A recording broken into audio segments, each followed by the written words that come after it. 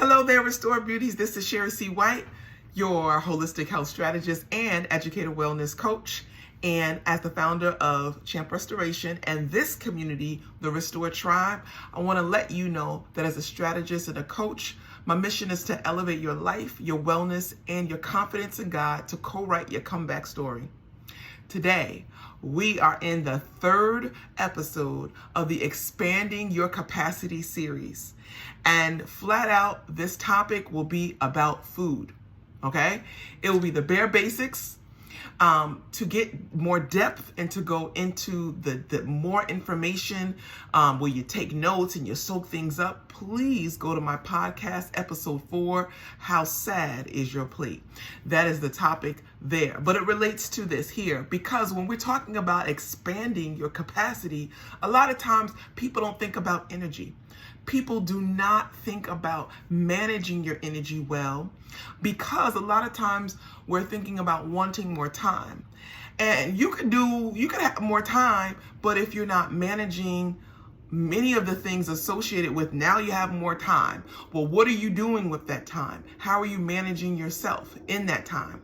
If you don't have that down, then what is more time? It is simply something to waste. It is something to squander, something to not manage well, but we're not about that here. So what I want to offer to you is that food is fuel. It is straight up energy. When I get into conversations with clients about food, a lot of them say, listen, this is what I don't want to do. I want to make sure I'm still eating this and da-da-da-da-da.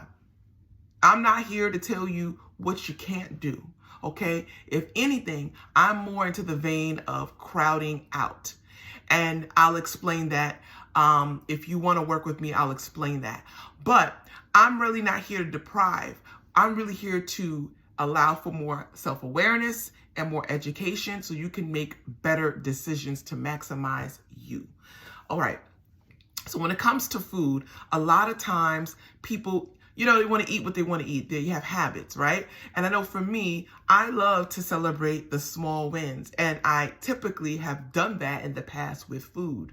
I'm going through a transition now where I understand that I have to start thinking differently because of the choices, the inputs I'm making is not necessarily giving me the outcome that I want. I want to sustain a certain outcome.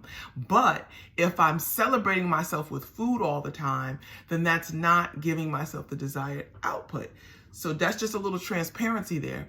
But when it comes to food, okay, since food is fuel, right?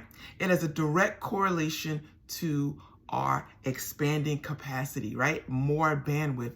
A lot of times you eat superfoods. You are eating differently. And once you get the hang of it, you say, wow, I feel great. And yeah, you will feel great because you're eating at the cellular level. You're eating to nourish not your satisfaction of your taste buds. You're eating to nourish your cells so everything can function well and systems can work to their optimize, the way they're supposed to work. So when we really start to think about, I want to treat myself well, right? Restore beauty. You want to treat yourself well. We have to consider the food and the food combinations. Again, episode 4, How Sad Is Your Plate, is going to be a great in-depth in conversation about that. I simply want to put on the table beyond considering energy management by way of food. I just really want to let you know to focus on the input, right? What you put in your body. And that and to also think about having a set time to eat, snacks included. So that helps you to not be distracted by when people offer you random things that are not pre-planned. And yes, I understand, I'm not saying plan everything to a T, but when you have some kind of structure, some kind of focus, that does help your input. So your output, having energy, heart health, can be on the forefront of your brain.